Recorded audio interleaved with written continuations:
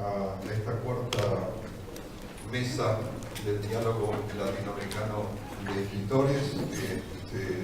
Hemos tenido hasta recién con mucho éxito. El éxito es básicamente que no hubo contusos ni heridos, así que esto es un pedido a los señores panelistas de que no agredan ni golpeen a los asistentes y discutan civilizadamente sus distintas posturas estéticas. Esta es la mesa específica sobre poesía.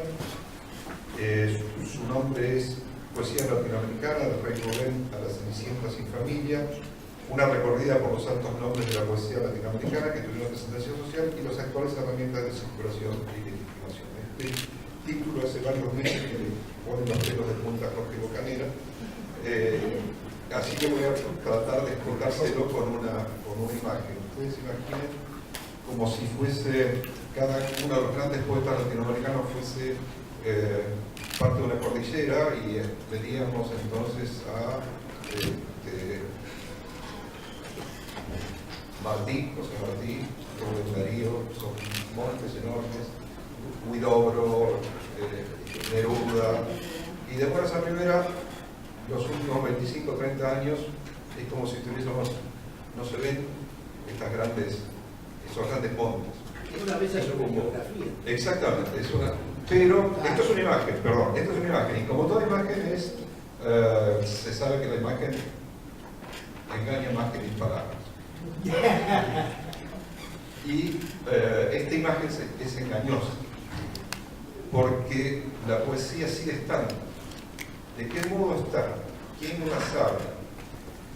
¿Cómo se habla? ¿Cómo se escribe? ¿Cuál es el lenguaje de la poesía que queda de estos grandes exponentes que cambiaron la lengua castellana en su momento? ¿Y cómo circula hoy? De esto es que vamos a conversar esta noche. Nos acompañan cuatro poetas. Yo no voy a decir cuáles son sus obras ni sus premios, porque bueno, son todos premiados, tienen una obra vasta, todos tienen una obra que es reconocida en cada uno de sus países.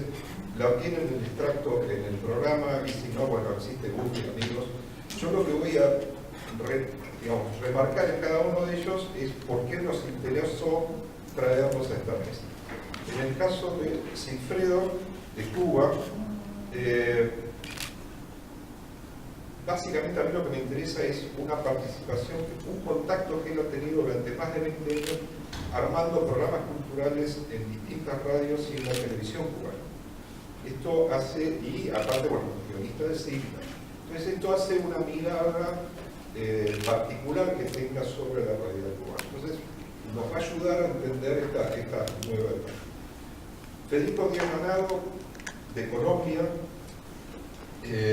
también lo mismo, las mismas características, muy buena obra, premios, reconocimiento, antologado, pero es lo que es básicamente decir un buen antólogo de las nuevas voces de escritores de Colombia. Por lo tanto, los conoce, y aparte Colombia tiene una cosa bastante particular que son los festivales masivos para nuestras características de poesía. Así que también esta mirada nos va a ayudar a comprender este nuevo estado. Harold Alba también es, además de poeta, es analista político, lo que significa que es una combinación bastante extraña de alguien que hace artes adivinatorios y profesión de riesgo, por lo menos en América Latina, ¿no? Pero también es el director del Festival Internacional de Poesía Primavera Poética. O sea, también otra forma nueva de circular la poesía que tienen estos festivales de poesía. Y Jorge Bocanera, que es argentino, y además de criticar el título de esta mesa, me interesaba su presencia porque es casi el más latinoamericano de nuestra generación, salvando a Teuco, que Castilla Casalistado, que me mira fijamente. Pero, digo, lo que ha hecho Jorge por el conocimiento de la literatura, de la poesía latinoamericana en Argentina y su mirada sobre los autores latinoamericanos es algo muy, muy interesante. En ese sentido, bueno, con esta idea comenzamos la charla. La charla va a ser, le pedí que cada uno de ellos eligiera un aspecto de esto, porque bueno, evidentemente esto es excesivamente amplio y sobre el cual no va a haber una conclusión posible. Aquellos que quieran saber cuál es la verdad acerca de la poesía se la preguntan a Becker, que la respuesta la tiene él, en tanto ustedes tengan pupilas azules para interrogarlo y que él les diga la poesía de tú. Ahí está cerrado el tema, así que nosotros no lo vamos a cerrar. Lo que sí vamos a tratar es de abrir estos canales de reflexión y les voy a pedir a cada uno de ellos, vamos a empezar de Colombia hacia Perú, unos primeros minutos para ver cómo miran el tema ellos y después vamos a seguir conversando.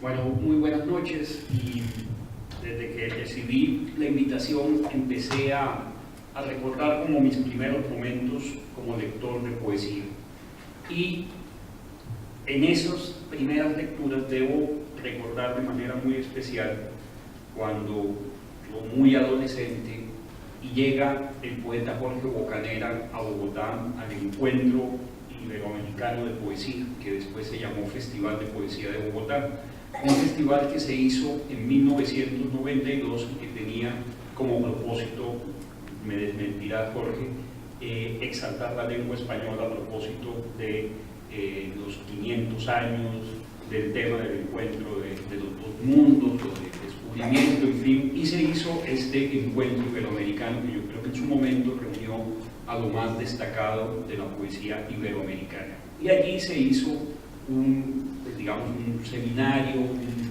simposio alrededor del papel de la poesía hispanoamericana en ese momento. Yo simplemente asistí y en estos días, revisando algunas notas, me encontré con un diálogo muy interesante que fue reproducido en el suplemento del Magazine del Espectador de aquella época, y es un diálogo donde conversan algunos poetas cubanos como Víctor Rodríguez Núñez, Efraín Rodríguez Santana, participa Jorge Bocanera, participa el poeta Juan Manuel Roca de Colombia, creo que la mesa la modera Samuel Jaramillo en su momento, para mencionar algunos nombres. Y hay una frase que me llama la atención que dice Jorge en ese momento, en uno de los apartados, donde afirma cómo de alguna manera pues, el modernismo nos permitió una mirada hispanoamericana, que después iba a volver a una mirada de tradiciones nacionales.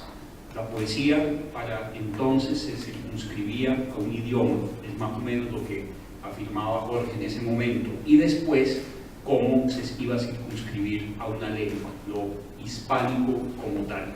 Entonces esas fueron como esas primeras notas que leí en su momento para, digamos, delimitar lo que sería una reflexión sobre la poesía hispanoamericana hacia fin de siglo.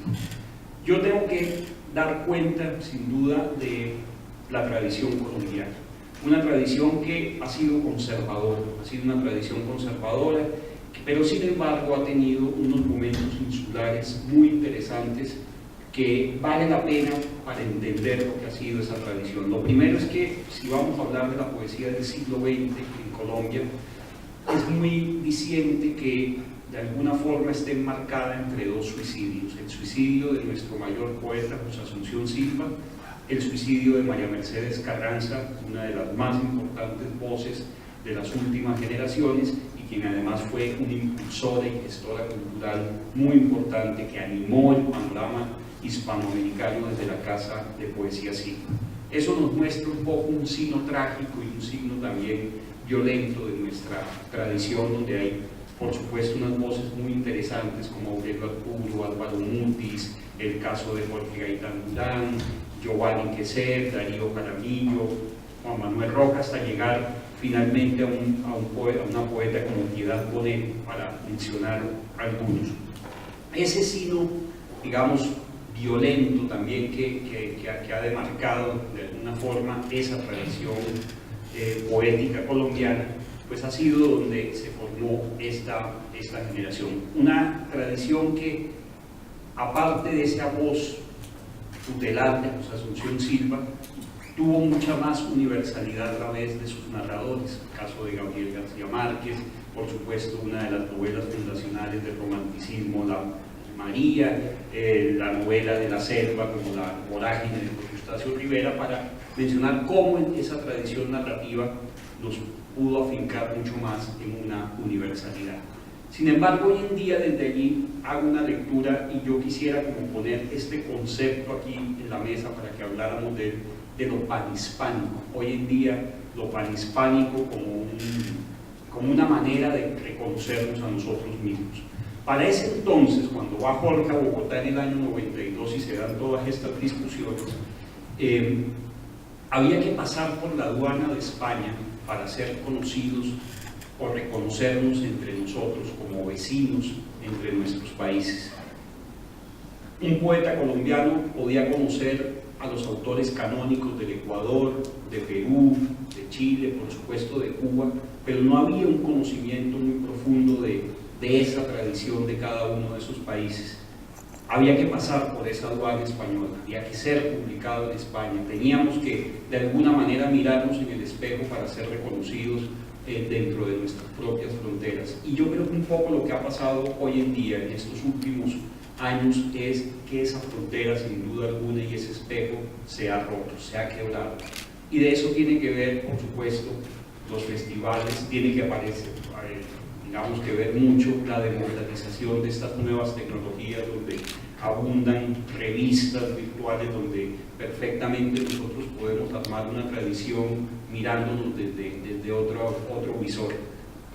Círculo de Poesía, Vallejo and Company en Perú, la revista Poesía, la tradicional revista de la Universidad de Carabobo, que ahora está colgada a nivel virtual, en Colombia una revista como La Raíz Invertida, Otro Páramo, en fin, todas estas revistas que de alguna manera nos unen, y por supuesto este lenguaje también editorial que nos hermana de alguna forma. Las nuevas tecnologías permiten algo que hablábamos ayer con el querido Teuco, con Jaro, es cómo hoy en día podemos publicarnos en los distintos países, ser leídos y así de alguna manera armar ese árbol genealógico. Más que esas tradiciones nacionales que se mencionaban en ese entonces, pues fíjense que hablamos de una tradición hispanoamericana mucho más fuerte. Yo me puedo reconocer perfectamente en una tradición donde están poetas como Juan Gelman, como Jorge Bocanegra, como Gonzalo Rojas, como Antonio Cisneros, a quienes siento mucho más compatriotas que incluso muchos poetas colombianos. Y siento que esto pasa cuando dialogo con muchos de mis contemporáneos de otros países, siento que eso pasa también con ellos, que hay ese reconocimiento de lo panhispánico, de lo continental, sin fronteras de alguna forma, donde armamos nosotros mismos dentro de esa tradición de una lengua hispanoamericana muy honda, llena de sentido y de significado. Gracias a nuestros poetas podemos reconocernos e identificarnos. Un poco eso quería como dejar en esta primera intervención, que es ese como concepto de lo panhispánico hoy en día, de cómo nos reconocemos más dentro de una tradición mucho más continental, dentro de una nación de la lengua mucho más fuerte que en las mismas tradiciones nacionales, y que sin duda alguna lo que percibimos hoy en día con festivales, talleres, revistas, con todo lo que está pasando, es que hacemos una lectura de lo continental muchísimo más cercana, ya sin pasar por ese espejo de España. Yo no tengo el don de la palabra de hilvanar las ideas de una manera tan brillante como mi querido hermano Federico. Voy a referirme a la experiencia cubana, a la experiencia cubana en estos años de lo que va a decir, sobre todo en la poesía que está emergiendo en estos momentos. Cuba, tal vez por su condición isleña, creo que ha visto su literatura, o gran parte de su literatura, aislada con respecto al continente de nuestra lengua. sobre todo a la América Latina, durante muchos periodos, y salvo grandes figuras, pueden ser Borges, puede ser Octavio Paz, quizás, en algún modo Neruda, se ha procurado, o los escritores o los poetas, como decía, ha procurado seguir una línea bastante desasida de influencias y de esos diálogos. No tenemos tradición de tener maestros y epígonos, ¿no? Incluso un movimiento importante en la poesía cubana como Orígenes, por ejemplo, cada uno de sus miembros, donde estaba José Lezama Lima, Liceo Diego, Cinto Vitier, Fina García Marrús y otros, no, es decir, tienen sus propias características, ¿no? Es un movimiento que lo reúne otras razones, no sus rasgos escriturales, sus rasgos estilísticos. Y creo que es algo que ha sido una voluntad secular, vamos a decir, sobre todo en el siglo XX. Lezama, a propósito de Lezama, alguna vez dijo una frase que es más hermosa que lo que se puede demostrar, y es que Martí, en el caso de los cubanos, Martí es un misterio que nos acompaña. Y es cierto, Martí es una figura que colma el ideal político, la meta a alcanzar. Es alguien que continuamente se está leyendo, estudiando, manoseando, a veces muy superficialmente, pero sí, no cabe duda que en nuestra poesía, la poesía cubana, José Martí es una figura entrañable e irradiante aún hoy. Entre las razones, me gustaría mencionar lo variado, es decir, desde el punto de vista estilístico. Martí es un hombre que escribe décimas, cuartetas, muy de pueblo, y a la vez escribe grandes poemas en decasílabos que deslumbran al propio Rubén Darío, y creo que abren un camino en el modernismo en su momento, como su libro Los versos libres, como Amor de Ciudad Grande, y su prosa política, su prosa diaria, incluso su crónica periodista. Es una especie de hay unas estrellas que hay en astronomía que roban la energía a las demás estrellas, y es como una figura devoradora de muchas de otras estrellas, por así decirlo. Los jóvenes que nacieron a final del siglo pasado, o incluso a inicios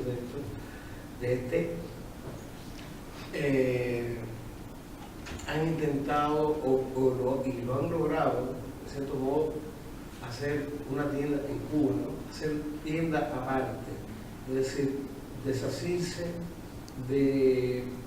no tanto del devenir de la poesía, pero sí de la institución. Hacen sus propias antologías, es decir, se autoautogan, hacen sus propias ediciones, también ganan premios, luego, pero ya con una libertad que hasta fines del siglo XX no se conocía en Cuba, también por razones políticas. No solamente el aislamiento y el autoaislamiento que vivió Cuba en muchos años de revolución, Una por políticas equivocadas y por tratar de favorecer esta o aquella tendencia, y otra porque eran por convicción de los propios artistas. Estos jóvenes no son de ningún modo disidentes de lo que pudiéramos llamar la tradición poética cubana, pero sí son libres pensadores, son independientes y tienen gozan de una soberanía que yo creo y que envidio con sanidad, que no la tuvieron las generaciones nacidas o desarrolladas dentro de la revolución.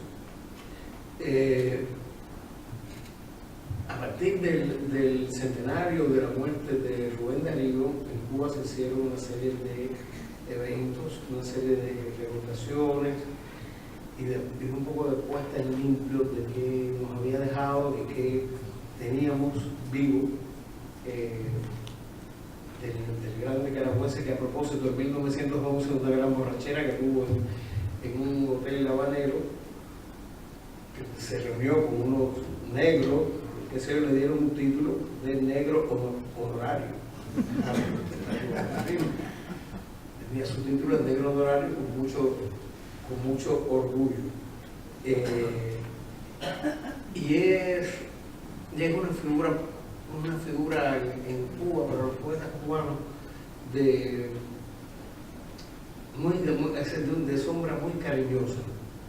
Es un hombre que se lee increíblemente. Yo creo que es donde estoy hablando de la poesía, no de sus cuentos fantásticos, de sus crónicas,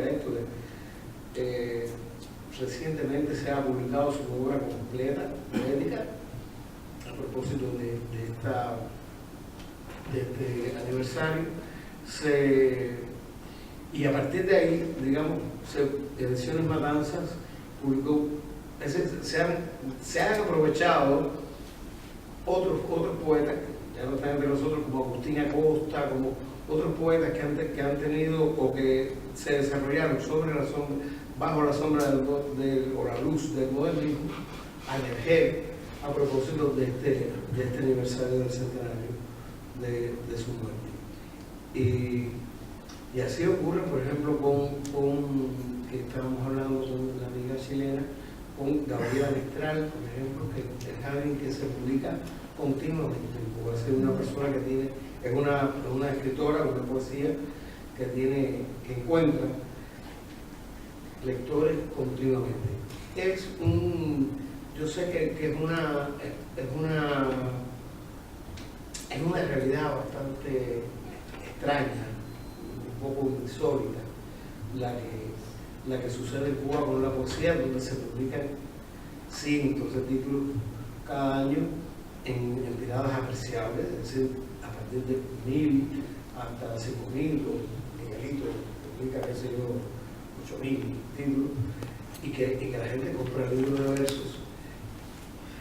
Me parece que es algo un poco extraño, ¿no? Como sui generis en estos tiempos. Muchas gracias. Vamos a empezar. Bueno, buenas noches, muchas gracias por la invitación. Me hiciste quedar como muy crítico por mi mirada hacia el título. Lo que pasa es que me pareció un acertijo del Guasón, pero también demasiado amplio. Entonces traté de desarmarlo como si fuera un aparato de relojería y me quedé con algo que yo pienso que es el núcleo de esto del rey Rubén a la Cenicienta. Rey Rubén, no sé por qué rey, porque él siempre evitó que lo sigan, ¿no? Fue una cosa que lo dijo varias veces: a mí no me sigan. El modernismo no es una escuela, es un movimiento. Siempre eludió ese papel. Inclusive hay una anécdota muy interesante con el gran poeta centroamericano, digamos el que le hacía la saga, que es Molina, el poeta hondureño, que tiene que dedicarle unos poemas en Brasil a un encuentro que van al pueblo, algo así, y eligen, escriben todos, y enseguida Darío dice: no, acá el mejor es Molina. Y siempre dándole paso a otro, ¿no? Del Rey Rubén a la Cenicienta, decía un poeta, eso de Cenicienta que se dice a veces de la poesía en distintos sentidos, que es, inclusive que tiene que ver con la venta o no de la poesía, no sé. El poeta dijo, la poesía no le hace los mandados a nadie. Cenicienta no, sin familia, sin tradición, bueno, puede ser que yo lo entendí mal, pero me da pie para abrir algunas cosas, ¿no? Yo creo que hay una tradición muy importante a partir de, digamos, bueno, pongamos un caso, que es el modernismo. Si tenemos que hablar de Martí y Darío, nos llevaría acá varias ferias de libros, ¿no? Y luego del modernismo, los poetas llamados mundo novistas, Juan Carlos López en Colombia, Baldomero Fernández Moreno en Argentina, Ramón López Velarde en México, etc., hasta que empieza este rasgo contemporáneo fuerte, innovador, de ruptura, para no decir vanguardia, de los años 20, con los grandes poetas que nos dieron una identidad, digamos. La palabra que hay identidad no es gratuita porque frente a las escuelas europeas de ese momento, las distintas corrientes, había un anclaje muy fuerte, o buscaron un anclaje muy fuerte con los autóctonos, la autoctonía, decía Vallejo. Digamos que las escuelas que vinieron de afuera se embarraron aquí, se tuvieron que meter con lo vernáculo. Y ahí está Vallejo, ahí está Huidobro, ustedes conocen, ¿no? Girondo, pero también están los poetas que no se conocen. Hay muchos poetas de esa época desconocidos. El mismo Luis Vidales, poeta de la vanguardia, con Suena el timbre en Colombia, es un poeta fuera de Colombia no es conocido. Salomón de la Selva no es conocido casi fuera de Nicaragua, Ramos Sucre, bueno, en cada país, etcétera, etcétera. Esto es interesante porque yo estoy buscando un anclaje distinto al que se estaba buscando acá al principio, que parecía que esto de la tecnología nos había abierto las puertas en todo, y yo no coincido tanto, a mí no me deslumbra tanto. Yo creo que las puertas las abrieron Gabriela Mistral, que era una poeta con muchos lazos con intelectuales españoles, ¿no? Y que, es decir, me parece que esos poetas fueron los que abrieron. Fíjense la influencia que tuvo Huidobro en el ultraísmo. Huidobro llega, les cuenta lo que estaba escribiendo, que era Altazor, y ahí hubo una serie de poetas, inclusive yo creo que influencia a Lorca, no solamente a Diego y todos. Es decir, la influencia inclusive de los latinoamericanos afuera, en Europa inclusive, ¿no? Donde estuvieron Borges y Huidobro.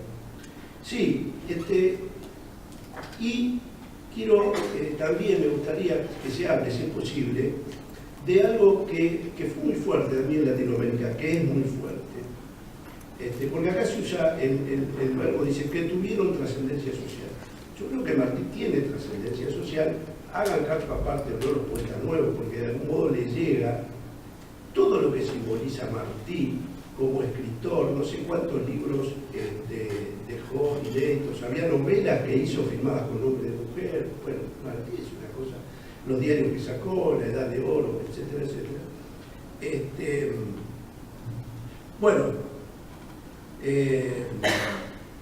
todos esos poetas que me parece que dejaron una impronta muy fuerte y que no tienen. Darío sigue, es decir, sigue Vallejo, sigue, es decir, esto de que algunos países estén nombrados por sus poetas, ¿no? Decir Martí es decir Cuba, decir Darío es decir Nicaragua, yo no sé, me atrevería a decirlo, decía Cisneros, que decir Vallejo es decir Perú, digamos, son figuras muy, muy relevantes. Podríamos seguir con Asturias, con Cecer, figuras muy importantes. Y esto me lleva a los dos puntitos más que quería decir, que es de esta línea, dice que tuvieron trascendencia social. ¿Cómo entendí yo esta línea? Que eso es lo que me gustaría acá de algún modo desarrollar. Lo entendí como poetas, altos nombres, dice la poesía latinoamericana, un recorrido, como poetas destacados, pero no solamente destacados, que tuvieron trascendencia social. Martí tuvo trascendencia social porque incidió en la política, incidió en la realidad. Darío incide en la realidad.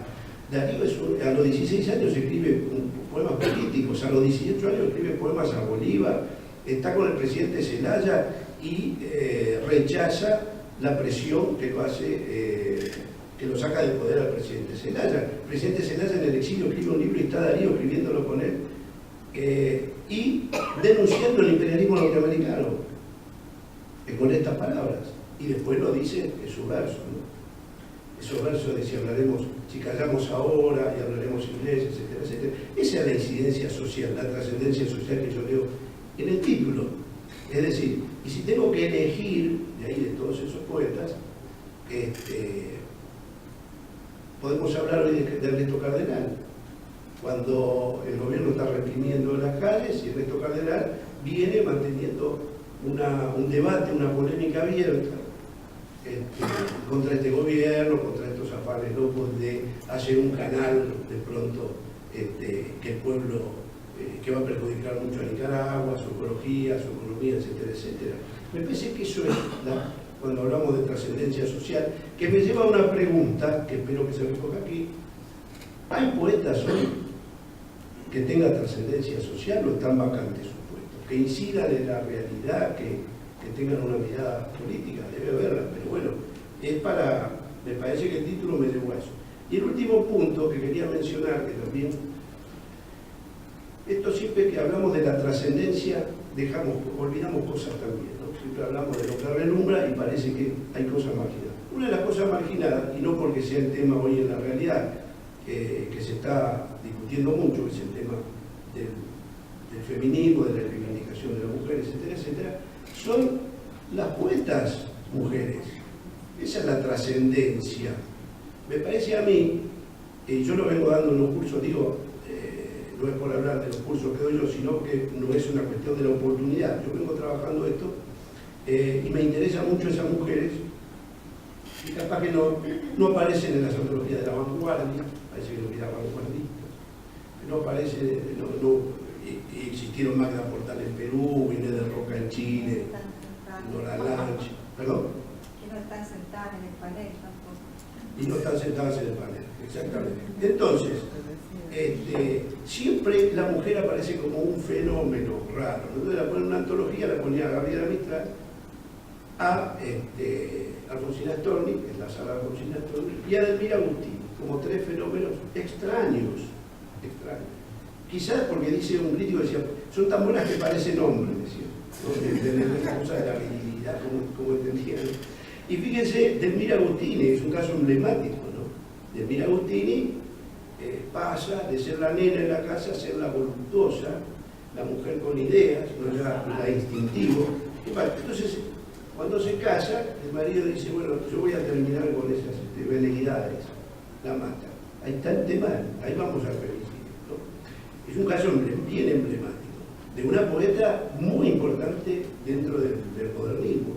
A partir de ahí podemos hacer un rastreo, o desde Gertrudis de Avellaneda, tuvimos que hacer un rastreo por esta gran marginación en las antologías, siempre con un número muy menor, muy desconocidas no solamente su poesía, en el caso de Alfonsina Storni, ahora se está recogiendo toda su labor periodística, que apuntaba a la sociedad, al perfil de la sociedad de ese momento, ni hablar de Gabriela Mistral apoyando la lucha de Sandino, una mujer con gran aporte en la educación, en lo ecológico, en una diversidad de temas, y muy reconocida en su tiempo.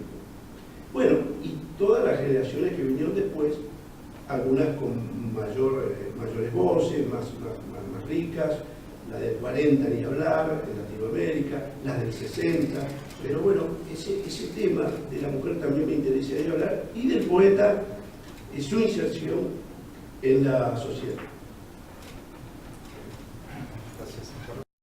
Gracias. Primera vez que vengo a Buenos Aires, así que es un honor poder asistir a su Feria Internacional del Libro. Y más aún compartir la mesa con poetas a quienes leo y respeto, como Jorge, ¿no? Como Cifredo, como Federico, y moderando Miguel Gaya. Gracias Andrea Campos Parra, que viene de Chile, Leopoldo, Santiago Silvestre, amigos a quienes veo también hace mucho tiempo, y a un representante de la Embajada de Perú que también nos acompaña esta noche. Darío en realidad es fundamental, porque Darío, para todos quienes escribimos poesía, representa el primer puntal que nos absuelve de la tradición poética española. Rubén Darío rompe, transgrede con la estructura clásica de escribir poesía. Antes de Darío todos pensamos que para ser poeta teníamos que escribir cuartetas, rimas, intentar con sonetos, pero sin embargo Darío, sin alejarse de la musicalidad, nos presenta otro camino, que es un camino que, en coherencia con su vida, y él vivió en muchos países, fue dejando semillas o dejando su influencia en casi toda Latinoamérica, incluso en España. No basta recordar a José Asunción Silva, Leopoldo Lugones, José Santos Chocano en Perú, e incluso cuando llega a España, poetas que ya habían empezado a escribir, pero que también fueron influenciados por él, Machado, Juan Ramón Jiménez. Entonces Darío no solamente fue una ola continental, sino fue una especie de tsunami del lenguaje español, del lenguaje que heredamos. Y nosotros en Perú, que tenemos como uno de nuestros mayores íconos a Vallejo, pensamos de que de Darío, además de esta ruptura en el lenguaje que se heredó la actitud, ¿no? La actitud sublevante, porque Vallejo, que empezó a escribir poemas siguiendo la línea del movimiento, para usar el término que le gustaba mencionar a Darío, modernista, Vallejo rompe incluso con eso que recibe también. Entonces es la actitud de liberación. Vallejo fue un poeta vanguardista. Vallejo es un poeta que finalmente termina con casi todas las formas heredadas durante la modernidad. Vallejo llega a España y Vallejo también influencia a muchísima gente que empieza a escribir posterior a él. Pero la importancia de Darío, yo pienso que más allá del rompimiento en la estructura, es la actitud, es el carácter, esa sensación de independencia. Además que Darío llega en un momento en el que prácticamente toda Latinoamérica éramos repúblicas adolescentes. Éramos adolescentes que estábamos aprendiendo a modular nuestra voz. Eso también es lo real. Estábamos saliendo antes del modernismo, habíamos tenido la influencia de los románticos, pero la voz que habíamos asimilado era una voz todavía que no era autóctona, ¿no? Y en ese sentido coincido con Jorge Bucanera, que empezamos a influenciar o empezamos a incorporar en nuestros discursos textuales lo vernáculo, lo telúrico, lo que en Vallejo fue muy notorio. En el caso peruano es importante siempre incidir en Vallejo, porque Vallejo marca una ruta, Vallejo marca un camino, Vallejo prácticamente nos pone una valla altísima a todos quienes empezaron a escribir después de él, porque contemporáneos a Vallejo, casi los contemporáneos que tuvo, quedaron prácticamente invisibilizados. O sea, hubieron poetas a su alrededor, pero que fueron prácticamente invisibilizados. Por ejemplo, hay un famoso poeta que escribió el libro de la nave dorada, que fue del mismo grupo de Vallejo, el poeta Sandoval, que también fue del mismo grupo de Vallejo al que perteneció el famoso grupo La Bohemia o el Grupo Norte, que fueron avasallados por la presencia y por la fuerza que tuvo la estética de Vallejo. Tuvieron que pasar prácticamente 2 décadas para poder mirar otro tipo de poéticas, llámese Martín Adán, llámese después de Martín Adán César Moro, Emilio Adolfo Westphalen, o lo que fueron las poéticas que empezaron a escribirse en la década del 50, en el que sí se divide prácticamente en 2 corrientes muy marcadas, que es la de los poetas puros o sociales y la de los poetas puros, donde estaba Blanca Varela, donde estaba Gustavo Valcárcel, el primero Valcárcel, y los poetas sociales como Alejandro Romualdo, que es un gran poeta que yo siempre recomiendo leer porque es uno de los poetas que más influencia marcó a los poetas posteriores del 50, y que continúa con lo que podría ser la generación 60, con Antonio Cisneros, ya mencionado, y Cisneros que era en ese sentido un poco parricida, porque Cisneros decía que prefería a José María Guren que a Vallejo, ¿no? Pero bueno, esa era la lectura de Antonio Cisneros, y lo que fueron después las poéticas del 70, con el famoso movimiento horacero. Después de los horaceros, después de la poética del 70, prácticamente en el Perú empezamos a caer en una especie de hegemonía de lo conversacional. el discurso coloquial caló en casi todo lo que se empezó a escribir posterior a la década del 70, 80, 90, al punto de que cuando nosotros, que somos miembros y queremos usar la palabra generación, de poetas que empezamos a publicar a fines de los 90 o en la década del 2000, hemos tenido que mirar políticamente también nuestro espacio, al punto de que, bueno, yo tengo un libro que se llama De golpe a golpe, donde he intentado definir como la última generación a los poetas nacidos entre el golpe de Velasco, que fue un golpe a las izquierdas en el año 68, hasta el golpe del Fujimorismo, que fue un golpe promovido por las derechas en el año 92. Entonces, los poetas que nacen entre estos dos golpes, de extremo a extremo, son los que prácticamente recuperan una tradición que se había quedado dispersa en la hegemonía de lo coloquial y que ahora están nuevamente recuperando la función estética del verso. Están recuperando la imagen, están recuperando las metáforas, están recuperando las metonimias, los símiles, que son figuras literarias que sirven para construir poesía y que en ese sentido, a diferencia de muchos que dicen de que la espontaneidad es lo más importante, yo sí creo en el poema como un objeto al que hay que aprender a labrar, hay que aprender a construir. Si bien es cierto, no comparto con las formas clásicas en el sentido de que pueden quitarle libertad al creador, pero sí considero de que tenemos que tener cierta fijación por el poema como una obra de arte para poder pretender la trascendencia. Si bien es cierto, la espontaneidad sirve, funciona quizá como primer impulso, pero si es que no hay ese trabajo que exigía otro famoso poeta peruano que fue asesinado en Madre de Dios en 1961, Javier Pérez, el poeta guerrillero, que es un poeta mito para nosotros. Javier lo decía, el poema es el trabajo de un alfarero, ¿no? Y yo creo en eso. Ahora, es importante este tipo de conversatorios porque nosotros, que somos representantes de una generación que cree en lo latinoamericano, que cree de repente en que efectivamente la patria del poeta es su lenguaje, estamos tratando de constituir una nueva plataforma, quizás una especie de república de las letras, si queremos incidir en un título, en el que estamos tratando de tener diálogo con todo lo que se está produciendo en Latinoamérica. Yo hace 6 años hago un festival de poesía que se llama Primavera Poética, en el que pretendo entregarle a mi país una biblioteca latinoamericana de poesía, pero no solamente con poetas clásicos que ya no los tenemos en vida, sino con los poetas que están produciendo ahora, que es lo mismo que también hace Federico. Yo he tenido el placer de publicarle a Jorge Aguil Madrazo, por ejemplo, de acá de Argentina, de publicarle y de tenerlo en Perú. Le hemos publicado a Leopoldo Castilla, ¿no? Aquí también hemos tenido en Perú, a Andrea Campos Parra de Chile, a José María Memet, a J. Mario Arbeláez de Colombia, a Rafael Patiño, a Iván Oñate de Ecuador. Entonces, con el festival lo que pretendemos es demostrar que se puede recuperar una tradición para trascenderla. Y eso yo creo que nos dejó Darío. Entonces, por eso considero de que, si bien es cierto, podemos discrepar o no con el título, pero si la motivación de estar acá empezó con Darío, creo que es una motivación importante.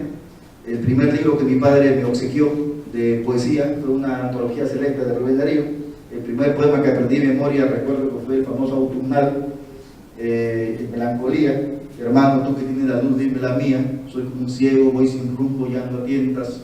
Voy bajo tempestades y tormentas, loco del sueño y ciego de armonía, ¿no? Entonces es Darío, o los motivos del lobo, en el que se siente efectivamente al gran poeta social que sigue siendo Darío. Básicamente en eso yo creo que la poesía sí nos moviliza socialmente. Quien les habla, además de editor y escritor y poeta, ahora es candidato a la alcaldía de Lima, y creo que la motivación es poética, Entonces, a mí me interesa estar en el lugar desde donde se pueden generar los cambios para poder seguir difundiendo poesía. Y esa es mi motivación. O sea, no me mueve llegar a gobernar a 10 millones de habitantes, sino me mueve llegar para poder producir o gestionar políticas públicas que promuevan el libro y que promuevan la lectura y que promuevan ferias como esta que me permitan estar al lado de Jorge Bucanera, de Silvio Ariel, de Federico de Granados. Entonces yo creo que Ese también debería ser el camino y el compromiso que deberíamos asumir como escritores, que no podemos estar divorciados de nuestro contexto social. La historia exige este tipo de riesgos y yo creo que si tenemos que estar a la altura de lo que la historia nos entrega, tenemos que fajarnos como corresponde, con el mismo valor, con el mismo vigor que en su momento lo hizo Darío, que en su momento lo hizo Chocano y que en su momento lo hizo Pablo Neruda o Vicente Huidobro. Lo dejo ahí. Muchas gracias. Todo lo que venga de aquí más sigue siendo un plus. Realmente, muchas gracias. En la conversación anterior sobre novela negra, cada uno de los intervenientes decía: yo no estoy de acuerdo con lo que dijo él, entonces acordaba otra cosa.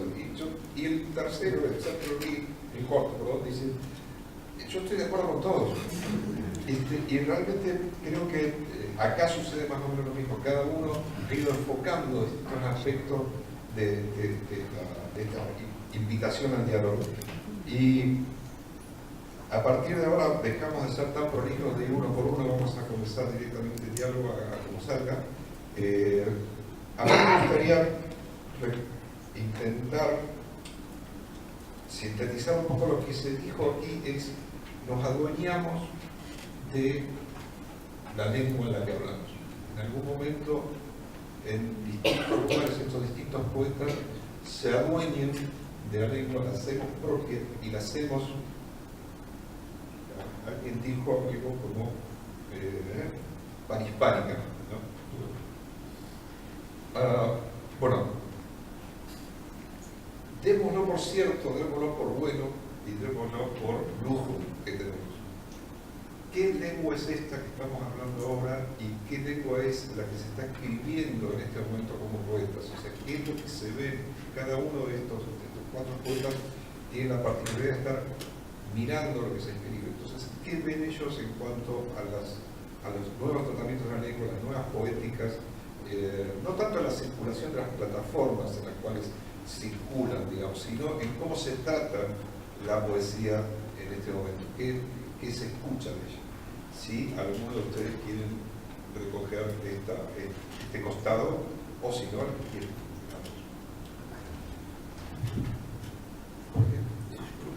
Porque estaba mirando. Es una pregunta muy difícil y muy amplia, y aunque uno dé cursos o un poco en la lectura de lo que se escribe, no tiene un panorama así, porque es muy dinámico todo lo que pasa en la poesía. Y la poesía no tiene un sucederse así, no evoluciona, eso decía Carlos y Aragón, no evoluciona la poesía. El poeta más joven puede ser ahora Ramón, no sé. Pero en eso que vos decías de la lengua y de las corrientes, hay una cosa muy interesante en los poetas que Saúl Yurkiewicz llama fundadores o de la primera constelación. Sobre esto que nombramos de la poesía de los años 20, con Nicolás Guillén, con Tuñón, con Neruda, con Vallejo, y con un montón de poetas desconocidos que sería bueno, que es como tener algunos Picasso guardados, porque también el futuro está en descubrir lo que no conocemos de esos poetas. Hubo un gran revuelo cuando se descubre que en el año 22 sale El soldado desconocido de Salomón de la Selva, ¿no? Por ejemplo, que pelea poeta nicaragüense en la Primera Guerra Mundial y que es considerado inclusive como poeta también en las antologías de lengua inglesa. Todo eso que desconocemos, que es tan interesante. Pero quería ir a que estos poetas de la constelación inicial, a mí me parece, y esto lo dije varias veces ya, el acierto, lo que nos legaron para esto que estamos hablando de la lengua, y para que quizá lo que esté pasando hoy en la escritura tenga que ver con ese momento, nos legaron una gran libertad. ¿Cómo? Primero, yo dije eso de lo vernáculo, lo autóctono. Cuando llegaron las escuelas vanguardistas, con sus manifiestos, con sus proclamas, muy ortodoxas algunas, como recetarios algunas, fueron discutidas, fueron aceptadas dócilmente. Y ahí está Vallejo, discutiendo el surrealismo, discutiendo a lo que la vanguardia tenía solamente de ruido, de culto nada más a la velocidad, a la mecánica, a la urbe moderna, ¿no? Es decir, entonces hay una discusión de eso, y salvo Huidobro, que habla del creacionismo y se diluye un poco en todo eso, y después los poetas no quieren liderar ninguna escuela, ni fundar ninguna escuela. Nada que tenga que ver con un dogma, con la ortodoxia. Eso me parece bien interesante. Borges, desde ya que se aleja del ultraísmo, pero a Girondo acá lo apuraban en los años 50, desde el invencionismo, desde distintos lugares, desde el surrealismo de Pellegrini, la gente que lo visitaba, que nace en Luco, quería que diera una escuela. Y Girondo nunca quiso hacer una escuela. Ese me parece el gran legado. Y una cosa que anoté acá, de Cardoso y Aragón, otro olvidado, poeta de Guatemala, referencia a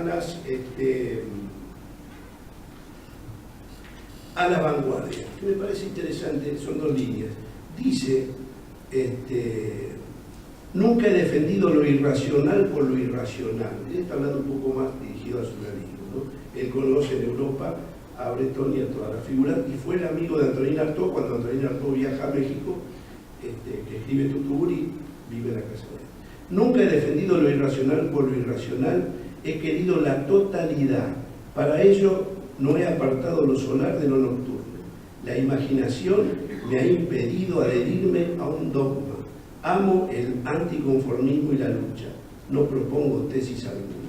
A mí me parece que ese era el pensamiento de toda esa generación de Valiente, de toda esa gente que provoca toda esta ruptura,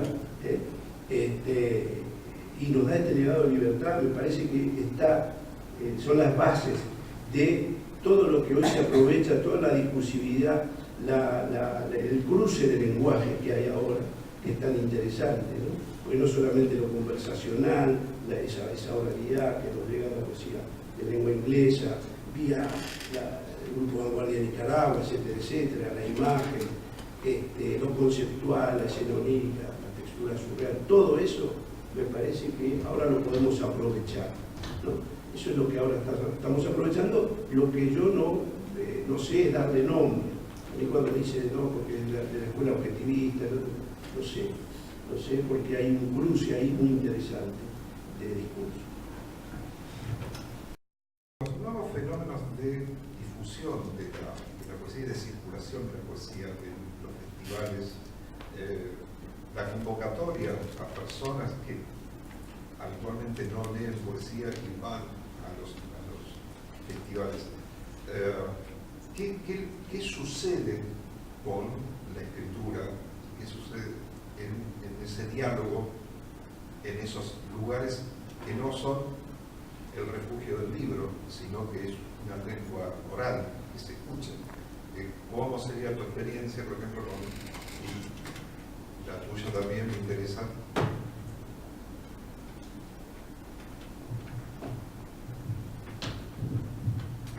Bueno, un poco amarrando todo esto que hemos venido conversando, vuelvo y recuerdo, por ejemplo, a propósito de que quisiste mencionar el tema del poeta como actor político, el poeta como un transformador social. Yo me acuerdo de una antología que preparó Jorge con Saúl Ibargüen de poesía social latinoamericana y poesía rebelde, y una antología que apareció publicada en México hacia los años 80, comienzos de los 80, eso. Y donde, por supuesto, vemos allí un testimonio continental. Eso aparece por los mismos años en que aparece una antología que también quiero mucho, que es la antología de poesía trunca de Mario Benedetti, que sale en Casa de las Américas, donde aparecen 14 poetas que de alguna forma apostaron por una primavera de los pueblos, apostaron por la revolución y murieron en el intento. Entonces son los poetas que fueron asesinados, desaparecidos, torturados, y pues allí también conocimos a muchos. Y un poco lo que quisimos años después redondear en una antología que preparé de poetas jóvenes, de poetas nacidos después del 60, donde en el prólogo precisamente digo, quiero establecer una correspondencia con esas antologías en un momento distinto, es ver que en esa nueva generación, esos poetas, donde estás incluido tú, por supuesto, Sigfredo, en la antología Resistencia en la Tierra, no sé si la recuerdas, donde incluía el poema La Luz, Brother, La Luz, que a mí me parece que es un poema con una profunda crítica social y donde hay, digamos, una simbología de un momento generacional muy particular en Cuba. O sea, siento que es un poema casi un voz a voz de tu generación, esa generación que muchos podrían conocer como la generación de Guillermo Tell, los hijos de Guillermo Tell, ¿sí? Que es una generación muy particular, ¿no? Nara. Claro que sí. Claro. Y lo mismo con algunos poetas venezolanos que hablan del raponero, que hablan del ladrón de ocasión, poetas colombianos muy jóvenes que están hablando del paramilitarismo, del fenómeno del paramilitarismo. Recuerdo dos contemporáneos míos, Germán Parra y Felipe García Quintero, que hablan particularmente y retomando esa figura de los viejos pájaros que eran los paramilitares conservadores de la época de la violencia de los años 50, lo retoman un poco con esa figura de los pájaros para hablar de estas masacres que ocurren hoy en día. Se me viene a la memoria María Mercedes Carranza con El canto de las moscas, donde poemas muy breves habla de los distintos lugares donde ocurrieron las peores masacres colombianas y así sucesivamente. Eso simplemente para un poco responder a la inquietud de Jorge del poeta como actor social, como... Perdón, Sí. un detalle de eso. Yo, cuando dijiste lo de Benedetti, yo estoy pidiendo, no me estaba refiriendo al poeta militante, es decir, que tiene que ser si lo mataron, si está Javier Heró, no estoy diciendo eso. Digo, eso, obviamente, si en la realidad hay una gradación muy grande. Pienso en el Neruda, que todavía no era militante comunista, cuando desde Burdeos manda el Winnipeg, con 2.000 refugiados españoles, y era un cónsul de segunda categoría desobedeciendo las órdenes de ¿no? Pienso en esas cosas. En Cardenal, que ahora no es un militante político y sigue teniendo posiciones. Digamos, es una cuestión de la dignidad. Sí. Es la dignidad. Sí. Y para responderte a tu pregunta un poco de ese papel de los festivales, creo que cada festival, y acabamos de estar también con Leopoldo y con Jorge en un festival en Quito, donde de alguna manera un poco también proclamamos unos poetas jóvenes, un respeto a unos maestros, donde estamos reconociendo también una tradición y estamos reconociendo a esos maestros en ustedes. Cada festival también tiene como su carácter, su objetivo, su propósito, de acuerdo al espacio en que se lleve a cabo.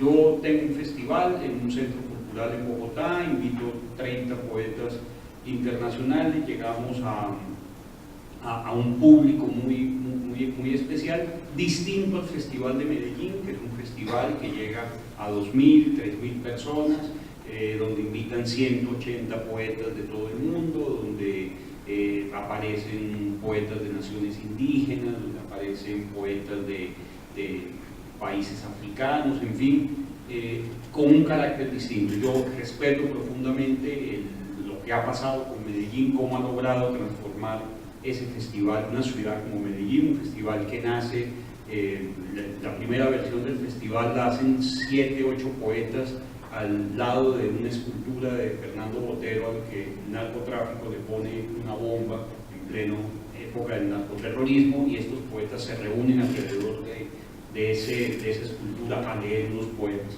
Y esto pues ha crecido y se ha convertido pues en un fenómeno social en Medellín muy interesante, con un criterio distinto a un festival que se hace en una ciudad como Pereira, que es una ciudad mucho más pequeña, donde la poesía llega a las escuelas, llega a otro tipo de lectores, y distinto a un festival como el que se hace en Cartagena de Indias, que también es un festival que busca otros públicos, busca otros canales. Sí, lo que siento es que se ha creado un interesante diálogo entre directores de festivales, directores de revistas, directores de editoriales, que tiene el propósito sí de aunar esfuerzos sin perder cada uno su identidad y su carácter, con el propósito de reconocer a nuestros maestros, promover a los poetas que de alguna manera les debemos una manera de estar en la poesía, de entender la poesía,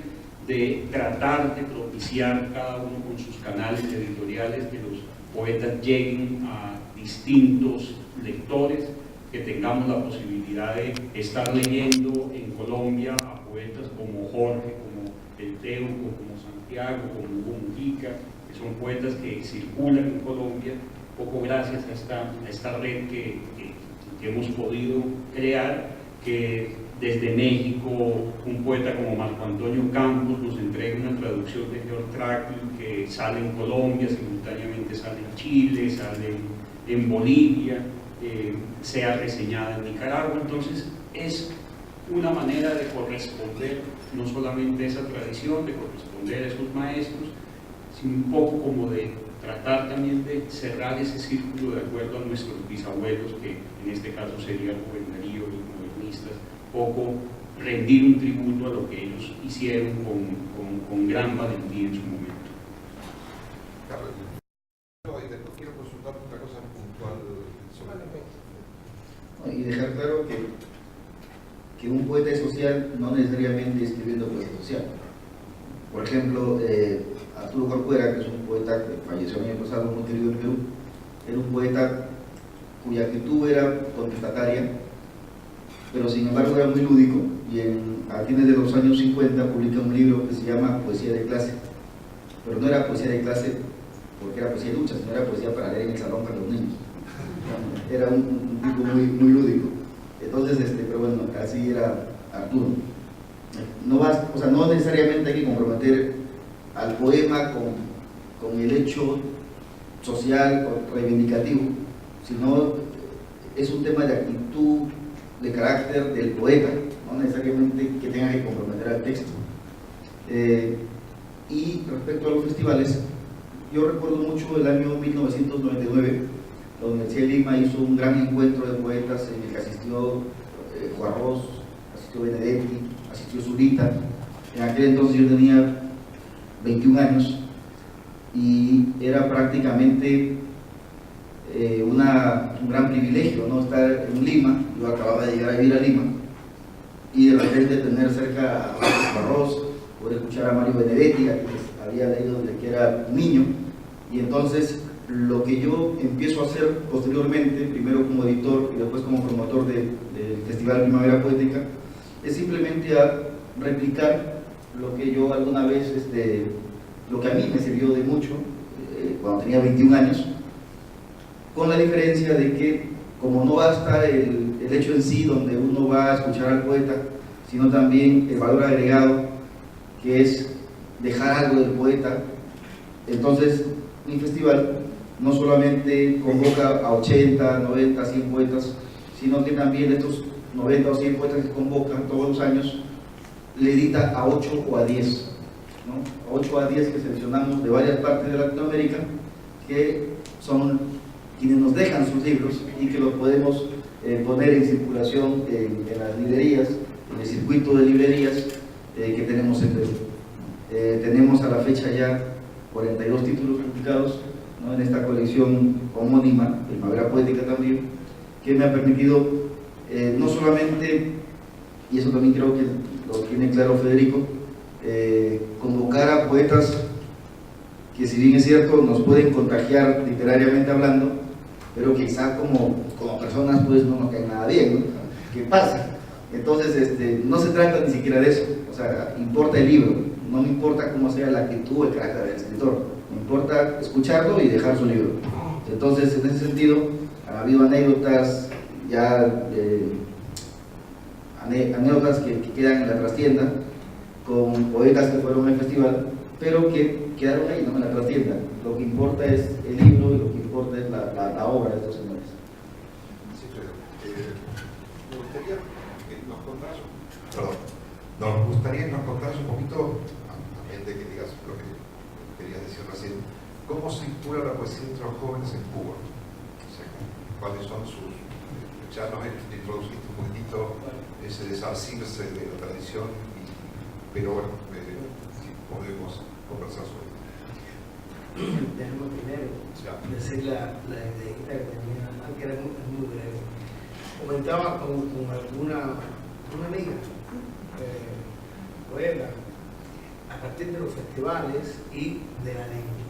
Es decir, a mí me parece que esta profusión de festivales, de encuentros que suceden en estos últimos años en nuestros países, donde hemos sido Viraquito, conocemos, también, y este tipo de lecturas públicas nos ha hecho romper un poco el cascarón a personas que, digamos, el micrófono es algo extraño y luciferino. Y ha servido, también ha incidido, a mí me parece, fíjate, en la lengua de escribir, de la poesía, de escribir, hombre, sin hacer concesiones, sin hacer, sin procurar ser famoso uno de los vive, ni mucho menos, pero sí, yo creo que ha dirigido un poco la lengua hacia una comunicación un poco más instantánea, un poco más. Y creo que lo he observado en poetas de mi generación, incluso otros mayores, y hay como una tendencia a ese, sin llegar a las procerosas aguas del conversacionalismo, sin elaboración, mucho menos, pero sí creo que eso ha incidido.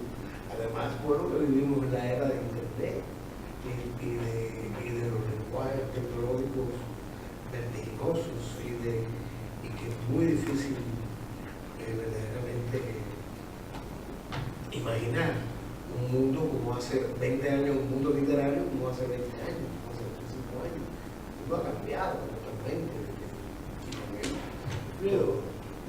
Para ser un poquito justo, en la época que no se hacían festivales, en Cuba se hacían muchos festivales. Yo tuve la oportunidad de conocer ahí dos poetas, de Riquelme Brin, Alicio Diego, a Fina García Cruz, a Cintio, a Fallar, mi amigo, digamos. Eran festivales y había muchas publicaciones. Eso también existió, ¿no? No, pero yo no me refería solamente a Cuba. Y hubo un momento interesante. No me refería solamente a Cuba. No me refería solamente a Cuba, sino es decir, la incidencia de los festivales ya en la escritura, ¿entiendes? ¿Entiendes? Que no es. Cuba sí, en Casa de América, bueno, hay realmente jornadas de autor, se dedica verdaderamente. Bueno, sucede algo con esto que se llaman los jóvenes, un poco sobrecogedor, ¿no? Hablar de pronto sí de los jóvenes, una manada de gente extraña, ¿no? Yo no sé, lo que puedo hablar es por mi experiencia. Hay poetas como que tú conoces y te has mandado un libro para él, Célido García Zamora, digamos, que es un hombre que vive en Santa Clara, que liderea un grupo de jóvenes. Es decir, no es que los pastoree, es decir, hay como que escribir, ni mucho menos, pero sí es que es cabeza de ese grupo. Pongo este ejemplo porque es el que conozco más cercanamente. Acaban de hacer una antología de ellos que son trabajos, estamos hablando de gente de 18, 20 años, que se llaman La Estrella en Germen. Es decir, son trabajos, si quieres, son work in progress, si quieres verlo así.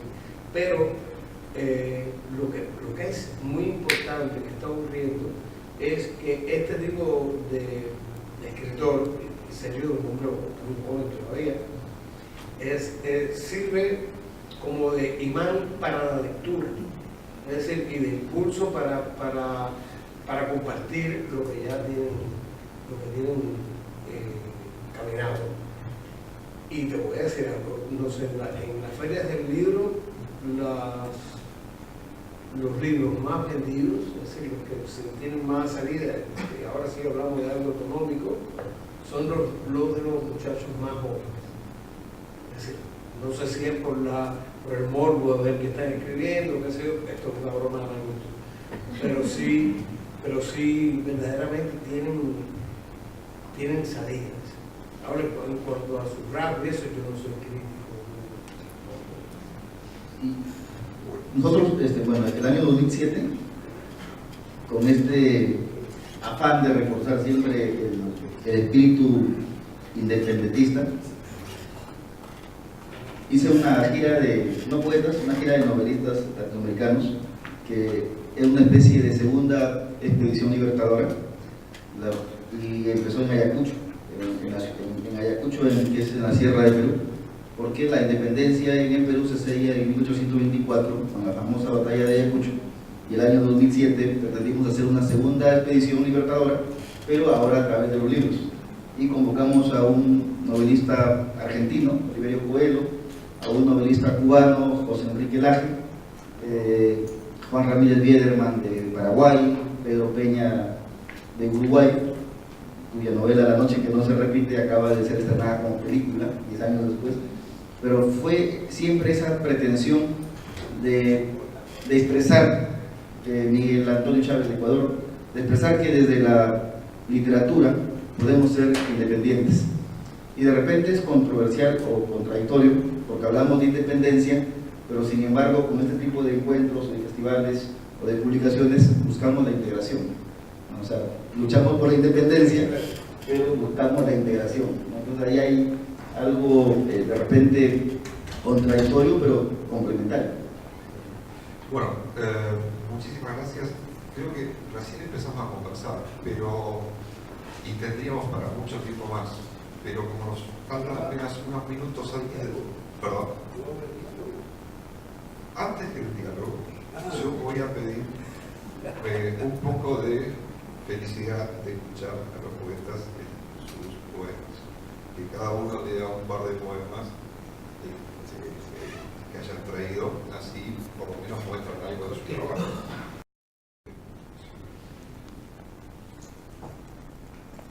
Y ahora sí empezamos.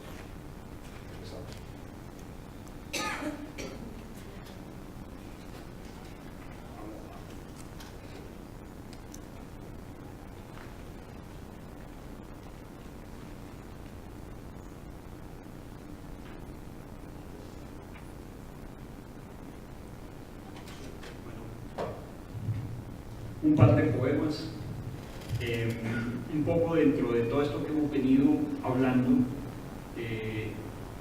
Yo, digamos, me suscribí a una tradición muy clara. Ya uno empieza con unas búsquedas muy particulares, unos balbuceos, es más, todavía seguimos balbuceando, pero en búsqueda de esa voz particular que lo identifique a uno con una tradición.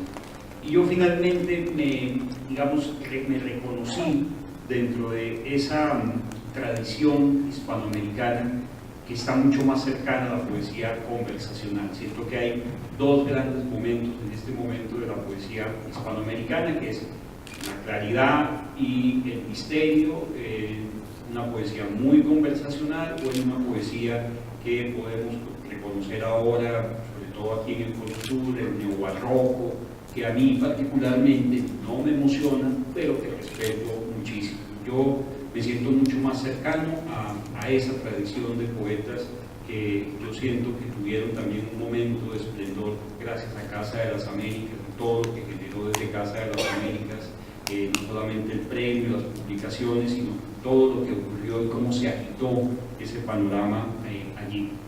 Voy a leer un par de poemas. Este primero, que se llama Pastelería Metropol. Miro en la vitrina el reflejo de mi cuerpo sobre el vidrio y me veo gordo, cansado sobre aquellos pasteles de vainilla, y pienso en los amigos que no volví a ver y que sabían ellos de este corazón caduco donde no cabe ni un centímetro del mundo. Y cuando no te reconoces en los pasos del hijo ni en el espejo, harto de esquivar malos presagios, viendo de lejos el esplendor de las pérdidas, lo indescifrable, lo desconocido, callo, Mi silencio alcanza ese cuerpo que no entiendo, desmancho mi corazón de su último incendio y sigo extranjero en ese vidrio, gordo y cansado, y atrás de mí algunas sombras, gestos de abuelos y tíos muertos sobre los pasteles de vainilla. Y este poema, un pequeño homenaje a mi padre, que bien conoce el buen Sinclair. Cada vez te pareces más a tu padre, me dicen en la calle, en sus gestos, en su forma de caminar, por su frágil manera de mirar el paso de la gente, por sus ademanes en la mesa, el ritual de hacer listas sin objeto.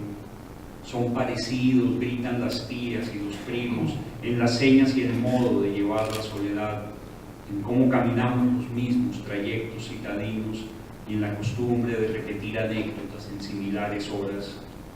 Parecen dos magos enseñando a los niños viejos trucos, dice mi madre algunos días, y los colores de la ropa no combinan con el estado del corazón y de la mirada.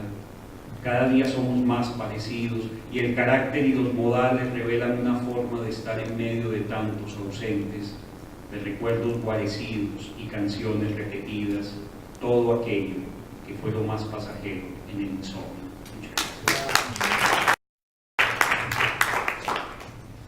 Diego, ¿se sigue el orden? Sí, sí, sí. ¿Cómo te sentís? Algún orden tiene que haber.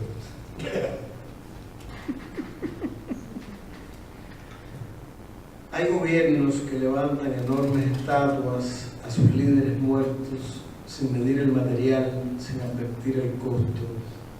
Otros gobiernos arrancarán de cuajo las estatuas que erigieron con todo lujo sus antecesores y así sucesivamente. Hay enaltecidos públicos que asisten a cuanto acto se celebre con participación de una grúa, aplauden y dan hurras, como sucede hoy en Ucrania, mientras descomusan a un Lenin colosal que parecía en sus tiempos Gulliver. Está en la televisión, está en la web, no es que lo haya descubierto yo.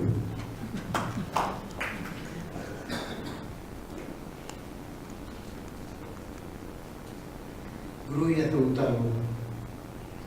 En las cumbres congeladas, donde se ponen a los parientes muertos cercenados en pedazos para alimentar a las aves emigrantes, las grullas abren sus enormes alas y rumbean el día entero hasta que se pone el sol.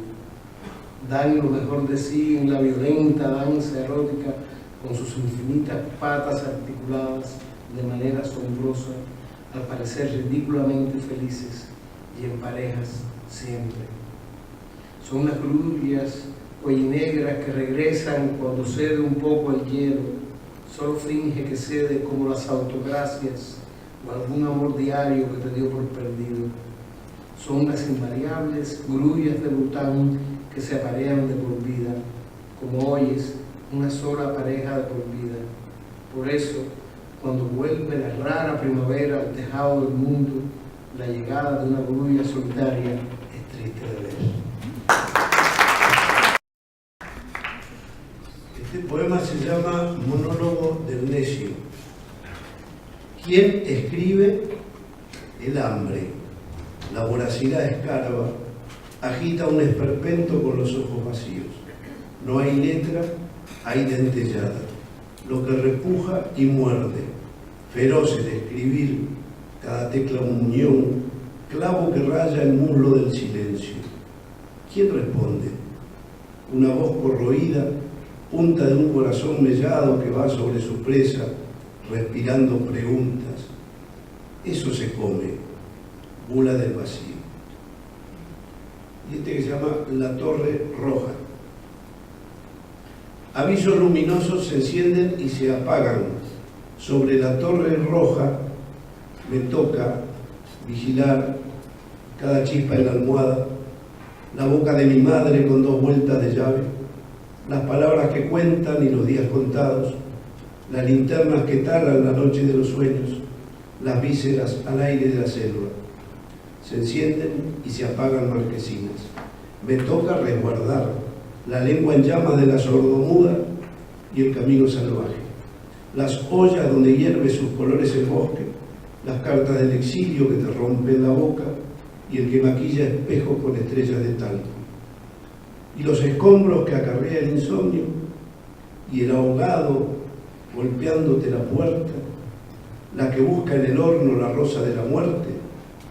Sobre la torre roja yo vigilo, el ojo del patrón engorda el ganado.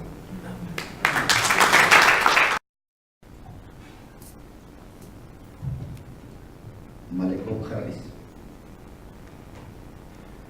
El dorso de una serpiente se quiebra frente a mis manos con la tenacidad de la lluvia, de tus actos que escupen sobre la nostalgia, como quien ensaya un corte, una incisión en la oscuridad que cae con su peso para exigirle a mis manos que oculte los ojos, las piernas amputadas del silencio. Pienso en las horas, en los ataques de pánico en medio de una sala por donde huye la infancia, y me pregunto si acaso el corazón tiene algo que ver con la naturaleza del pánico, con su forma de ofidio, con aquella velocidad con la que repta entre los arbustos, un tema de Leonard Cohen agitándose en las sienes y la profundidad del dolor sembrándose en mi voluntad de corsario, de cazador de apariciones, de otro trastorno con el que asolaré tus poemas. Para ponerme romántico, ya que Federico le dedicó un poema a su papá, yo le voy a dedicar un poema a Haruko, que es una compañera y que lamentablemente está al otro lado del Pacífico, Japón. Señales.